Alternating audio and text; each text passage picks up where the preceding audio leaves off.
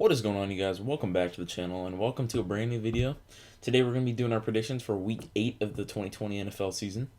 And so this week it manages to be boring in some lopsided matchups and simultaneously really interesting in some really even matchups. So we'll have to get into those, but the first thing I want to touch on is the Thursday night game between the Falcons and the Panthers. It ended up being a much better game than anyone thought it would be. It was a little sloppy at times. I really did not like the Teddy Bridgewater hit. I don't like that Dante Fowler was able to stay in the game because he totally tripped him. It was and caused the hit in the first place. I feel like he should have been ejected as well as the other guy who I don't remember. It's just, it's one of those situations where you just hate to see it happen, and it really didn't need to because he would have slid anyway.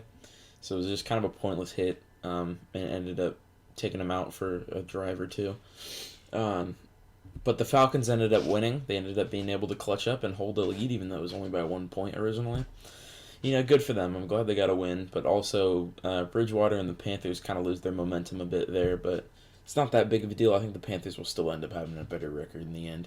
And so before we get into the matchups for this week, I got to say that the bye weeks this week are the Arizona Cardinals, the Washington Football Team, the Jacksonville Jaguars, and the Houston Texans. So the first game we're going to get into here is the Patriots at the Bills. And now, if this were a normal year for the New England Patriots, this would be one of the most exciting matchups in the league that there could be. But the Patriots are struggling. Cam Newton is struggling, which is not what it looked like was going to happen after the first 2-3 weeks of the season. But he's thrown interceptions. He lost winnable games. They're bad without him, but then he comes back and he's just not that great, not as good as he was in the first couple weeks. So I don't know what happened with Cam. I mean, maybe getting COVID kind of screwed up his momentum, and maybe he'll end up being better by the end of the season. But I feel like this stretch of games has completely knocked him out of the comeback player of the year race. I think, in my opinion, it's down to Ben Roethlisberger and Alex Smith. Alex Smith has the better story, but Roethlisberger's playing better, and he's played for more games, so we'll just have to see where that ends up, but I feel like Cam Newton's definitely out of that race. And because Cam Newton is not playing like Cam Newton, I'm going to easily give this one to the Bills. I just think they're a better team. It's crazy to see the Patriots dynasty come crumbling that fast because they were so dominant for, nearly 20 years, and all of a sudden they go lose wild card, and then, potentially, second, maybe third place in their division. Probably not even make playoffs at this rate. It's crazy, but I have the Bills winning this one here. So the next game is the Titans at the Bengals. Nothing too exciting here. I think the Titans are going to fairly easily beat them. I will tell you that I am a lot more impressed with Joe Burrow now. I mean, I was never, doubting him, but the fact that he's put up crazy amounts of yards even in losses proves that he is not the reason why his team is losing. It's the terrible play calling on defense, because they do have a lot of talent, minus Carlos Dunlap, who just got traded away. They do have a lot of defensive talent, though, and it comes down to the coordinator, and I just don't think that guy's fit for his job. I know people will agree with me on that, online. It's kind of sad to see all that talent go to waste this year. Hopefully they can move on from the guy and they'll be good next year. But you never know. So the Bengals are not going to be able to hold the Titans like the Steelers did. It's just not going to happen. So the next game is the Las Vegas Raiders at the Cleveland Browns. This is one of the most interesting matchups this week, in my opinion. I am very sold on the Las Vegas Raiders. They're a very strong offense. The only issue with them is the secondary, because they do have a good defensive line. They have good run defense. It's just the secondary is they're very anemic. Like last week, the Buccaneers just picked them apart in the second half. That was a game that I managed to tune into. It was just, yes, it's Tom Brady, and he has probably the best core of receivers in the league, tight end and receiver included in both. But it's still, the Raiders were in it up to halftime, and then after the second half started, it just felt like they were out of it. So, I don't know if the Browns are going to be able to take advantage of that secondary, because they still have good receivers, but they're down Odell Beckham Jr., who's out for the season now. Jarvis Landry's a great receiver. I feel like, as of late, on the Browns, he's been better than Odell. But, you know, if the Raiders are going to double him, Austin Hooper's underperformed. Even Njoku's not amazing, but he also hasn't really had that many snaps. Not as many as he used to. So it's hard to say what this Browns offense is going to look like without Odell, because he was a huge piece to account for. But, you never know what's going to happen. So I think I'm just going to go with my gut and go with the Las Vegas Raiders here. I just think their offense is too unstoppable for that Browns defense. Darren Waller's so hard to match up with. Josh Jacobs is a crazy good running back. Henry Ruggs is an outstanding deep threat and even just middle range threat. Like last week, he had some crazy plays. Like there was this one play where he jukes the dude off the line before the play even started. And so he already has a head start before he even gets off the line. It was really crazy, but he ended up getting like 15 yards on the reception.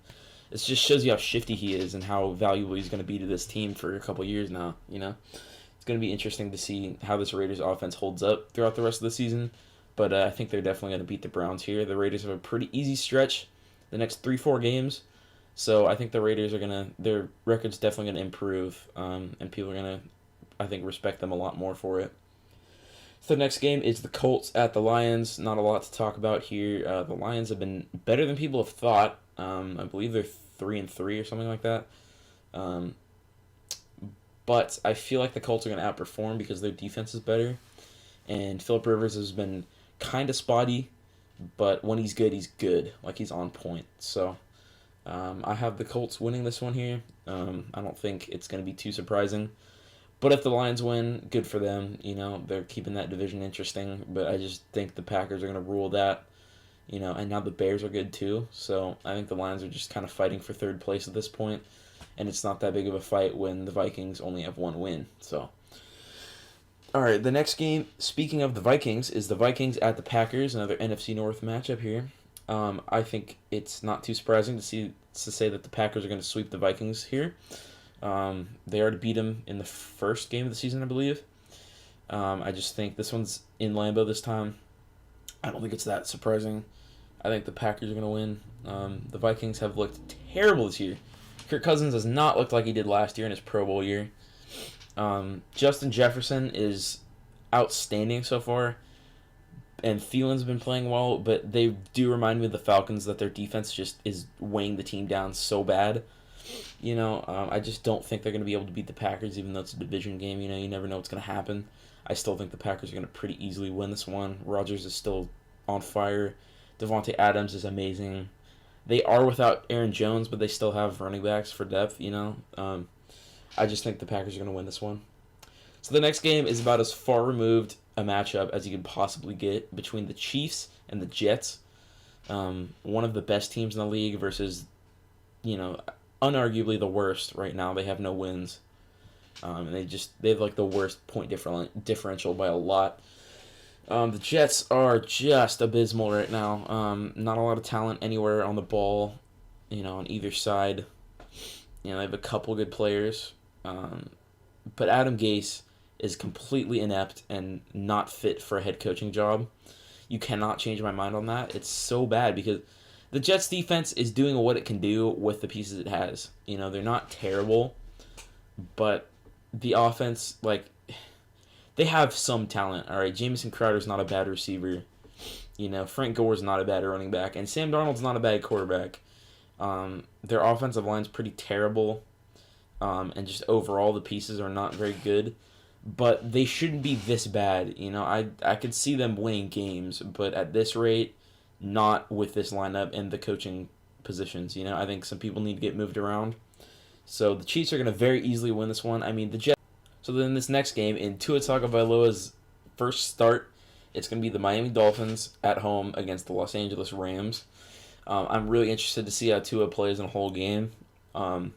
I have faith in him, do not get me wrong, but the Dolphins are not a great team, and I just think they're better than I expected them to be, but I just feel like Ryan Fitzpatrick's kind of the better choice right now. I know they want Tua to have experience, but I feel like if they want to win, they should just go with Fitzpatrick, but if they're still trying to tank, for a couple more years, or just at least one, I guess going with Tua might be the best idea, but I just feel like his injury history combined with their offensive line not being outstanding, with the exception of Austin Jackson, I just don't see him lasting long. I mean, maybe I'm wrong. Hopefully, I'm wrong. I don't want to see guys get hurt. But I never, doesn't matter who it is. It could be my least favorite player. I don't want him to get hurt. That's just a sad way to see a season or a career end. But with Tua's injury history, he's a little bit made of glass. That was kind of the worry of him going to Miami in the first place, was their poor offensive line. And, it's kind of the same way for Joe Burrow with Cincinnati. But, he doesn't have an injury history like Tagovailoa does. But that being said, the Rams are a good team this year. They beat the Bears most recently on Monday Night Football. I'm sold, man. The Rams' secondary is outstanding. The offense is doing better than I thought they would. Their running backs are infinitely better than I thought they would be. I thought their run game would be pretty poor after Todd Gurley. But Darrell Henderson and Cam Akers are pretty damn good. They're a good 1-2 punch. So I'm obviously going with the Rams here. The Dolphins are not the worst team, but they're definitely not the best, and I do not see them getting a win over the Rams at all. So the next game is the Pittsburgh Steelers at the Baltimore Ravens, the most interesting game of the week, arguably the most interesting rivalry in football. I'm going to go out on a limb here and say that this is going to be the most interesting Steelers-Ravens game since the AFC Championship back in 2008 or 2009. Both of these teams are so good right now. The Steelers are the last remaining undefeated team, and the Ravens are still playing, they're still in form. But I don't know, man. This is such a tough game to call. And, as a Steelers fan, I will admit this is very losable. We could definitely split with the Ravens this year. But I would not be too surprised if we swept the Ravens this year, Our defense is just so good. Our pass rush is amazing. Our run defense is amazing. We have two guys who are tied for most tackles for loss in Vince Williams and TJ Watt. Tyson Alualu is playing the best football he's ever played. Minkah Fitzpatrick's finally back in the mix after that 1 pick six against the Browns.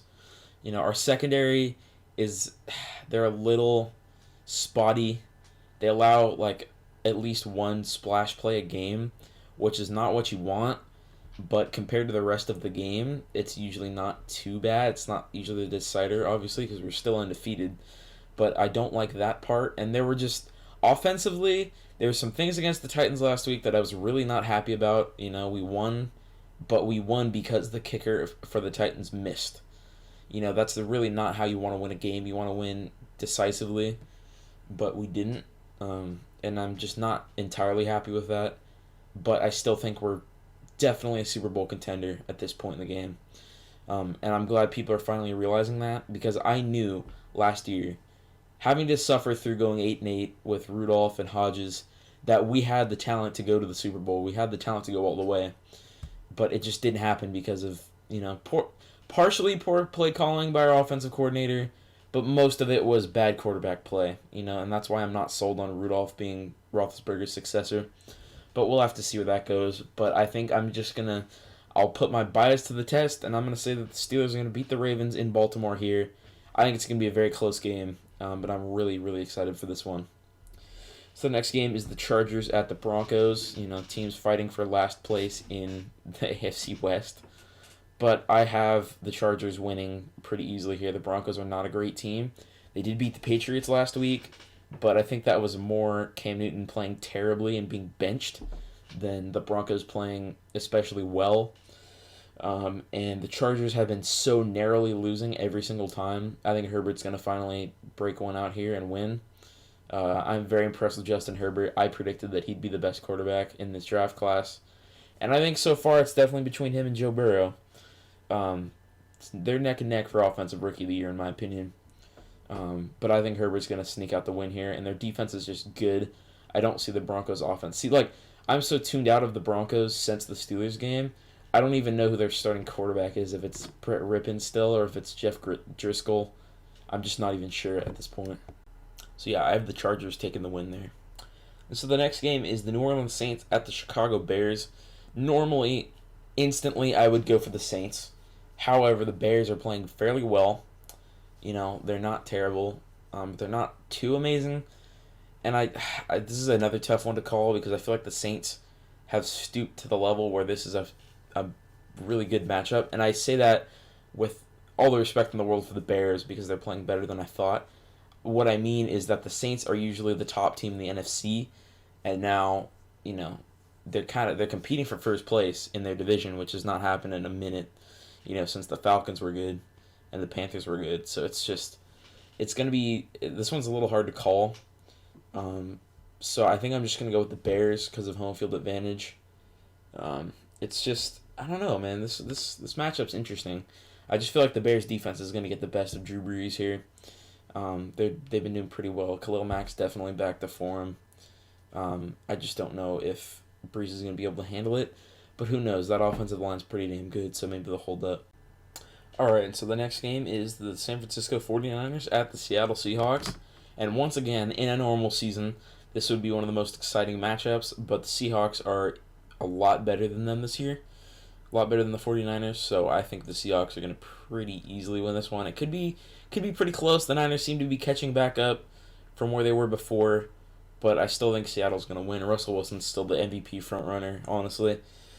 It's just, the Seattle offense is great. It was a very close game against the Cardinals last week, and arguably it shouldn't have been that close, but the Seattle defense has been pretty poor. Now they have Carlos Dunlap, so maybe that'll help them with the pass rush. I still think Seattle's going to win here. It's just, I don't know. The Niners are good. They're still a good team, I think. But until they catch up in their wins, I'm not too sold on them this year. But we'll have to see how that ends up because they were in the Super Bowl last year. I don't think they're going to go full Super Bowl hangover, but who knows. So the last game, the primetime game for Sunday, is the Dallas Cowboys at the Philadelphia Eagles. And again, this is the third or fourth time I've said this in this video. In a normal season, this would be a pretty exciting matchup. Both teams are just terrible this year. Philadelphia, offensively, they're not too great. Travis Fulgham is the best receiver right now, which is not saying a whole lot because they don't have a lot on offense. Nelson Aguilar left in free agency. Deshaun Jackson and Alshon Jeffrey have been hurt. I believe Dallas Goedert's going to be back in this game after being hurt for a little while. So they basically only had Fulgham, Miles Sanders, and Zach Ertz, and that's it. And that's fine, except for the fact that their offensive line has been like a Rubik's Cube the past couple weeks. They've been having different combinations every single week. So they just don't have consistency, and they're not good enough. The guys who are on there aren't playing like they usually do. The exception of Jason Kelce is the only one who hasn't missed a game yet on the line, which is just crazy. They're just getting dragged down by injuries. But at the same time, Andy Dalton's not even going to start for Dallas because he has a concussion.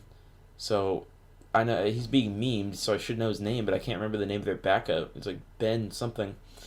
I don't think he's going to be able to hold up against Philly, especially that defensive line. I think he's going to get sacked quite a bit. So I have Philly taking the win in primetime here. And now finally the Monday night game, and that's the game you're seeing the gameplay of here, is the Tampa Bay Buccaneers at the New York Giants. This is the Jason Pierre-Paul revenge game here. This is fairly one-sided. Buccaneers are definitely going to win this. They have a great offense. This is their last game they're going to play before they get to use Antonio Brown. Man, I still don't know how I feel about that move. It's kind of lost a little respect for the Buccaneers. But at the same time, Bruce Arians is not a fan of the move. You can tell. And he said, if AB doesn't respect the team aspect, then he's out. And, I respect that because AB hasn't seemed like a team player ever since he left the Steelers. It's gonna be interesting to see how he works in a new dynamic like that. So I have the Buccaneers winning this one. They're definitely going to the playoffs. They might win their division. It depends how the rest of the season heats up. But I think the Buccaneers are the favorites to win the division at this point. I don't think they're going to go on a Super Bowl run like people think they are. I just don't. I think they're going to collapse in the playoffs, personally. That's just my opinion. So I have the Tampa Bay Buccaneers winning here. And so I hope you guys enjoyed that video. This was a pretty interesting week, I got to say. It manages to be a mix of bad matchups and good matchups.